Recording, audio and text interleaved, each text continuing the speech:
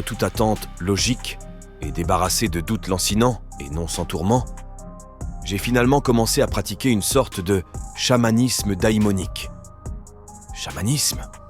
Oui, car je me suis servi de quelques années de pratique d'une spiritualité inspirée du chamanisme, dans la veine nordique.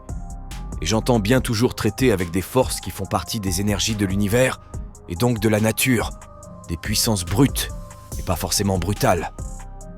En ce qui me concerne, je suis proche de la tendance Rokatru, qui s'intéresse aux forces crépusculaires comme les géants, trolls, et les mâles aimés de l'ombre. Daïmonique ? Oui, car il s'agit d'établir une collaboration avec des intelligences divines, dont les égrégores se sont constitués au fil de l'évolution de la tradition ésotérique occidentale. Ces égrégores sont des réservoirs actifs de combinaisons symboliques qui agissent comme des condensateurs énergétiques avec une signature propre, une formule identitaire ou une sorte de graphème d'association. On pourrait les comparer à des clouds utilisés par des volontés non humaines. Ces égrégores sont structurés autour de grands archétypes, ce qui permet de les connecter à diverses traditions culturelles. Sans égrégore, pas de contact possible entre humains et Dieu, esprit, volonté non humaine. Une telle approche ne contredit pas la pertinence d'enseignements spirituels issus de maîtres ou autres lignées, c'est une affaire de choix personnel.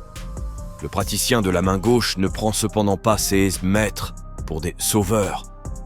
Il se sert des informations récoltées pour construire sa propre vision et faire évoluer son système au fil d'une pratique.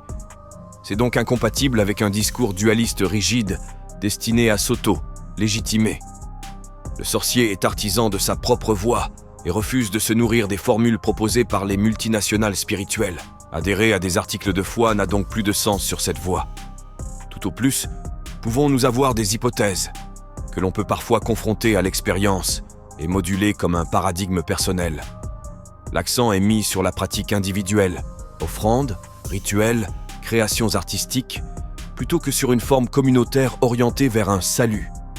C'est un travail qui exige une sorte de discipline au quotidien.